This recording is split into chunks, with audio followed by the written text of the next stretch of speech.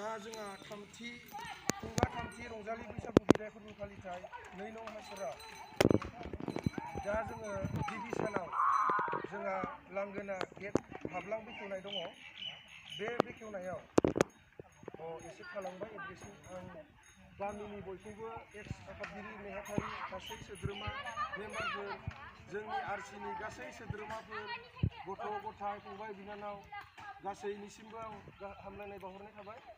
दा जोंहा 10 मे रबिबाराव जोंहा जोंनि रायजोनि आफादगिरि आदा जगदीश दैमारि बिथांखौ जोङो लिंहरखादों। दा बिथाङा सफैनो हादों। दा बिथांखौ आरसिनिफ्राय गांसे मान फालि बावनो थाखाय खावलायनाय थाबाय। आर'नाइ गैयामोन आर'नाइ दे जागोन दे नामखौ खोथा सोर होगोन गोजोननाय थाबाय। दा आदा जगदीश दैमारिखौ गावनि हाबाफारिखौ मावफुंनो थाखाय खावलायनाय थाबाय। बयखौबो मदद होनो थाखाय खावलायनाय थाबाय।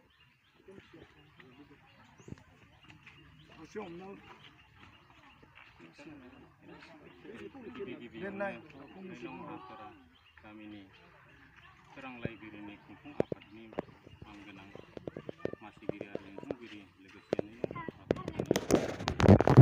मानगोनां आफादगिरि दिनै खुंगा थामथि रंजालि बैसागु बिदाय फोरबोआव नुजाथिफैनो हानाय 2 नं फाखानि रायजो राजाफोर दिनै आं गावखौनो जोबोद गोजोननाय मोनदोंदि दिनैनि बे रंजालि बैसागु बिदाय फोरबोआव गेलेमु आयदानि हाबाफारि बेखेवनायखौ हाबलां बेखेवनायखौ बेखिनियावनो बेखेवना होनाय जाबाय होननानै आं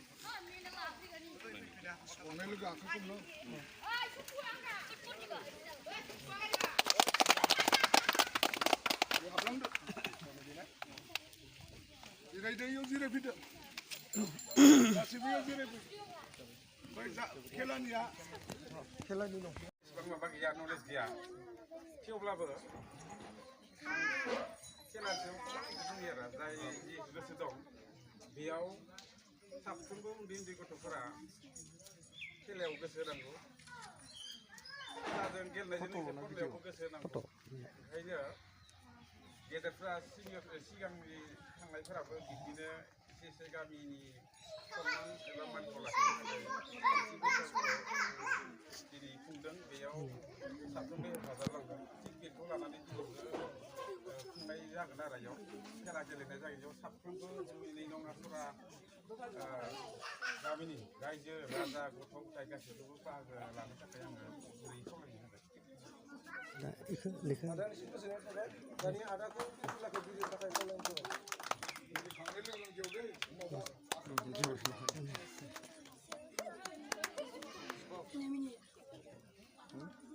नुवाबा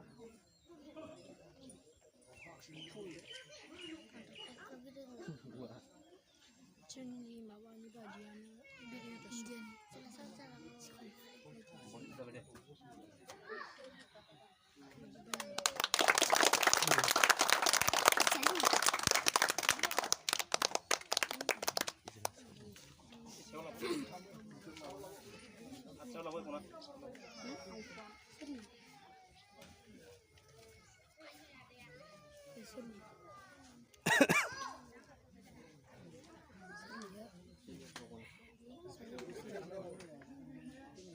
गोदो गेलेबाय थायोमोनलै गिटारखौ बावग्रा जाबाय। गोदो स्कुलाव गेलेबाय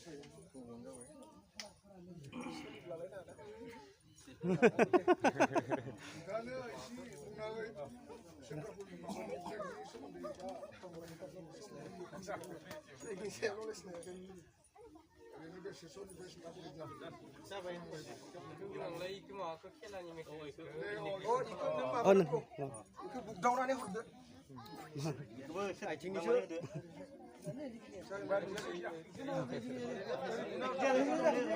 खेला जागायबाय दे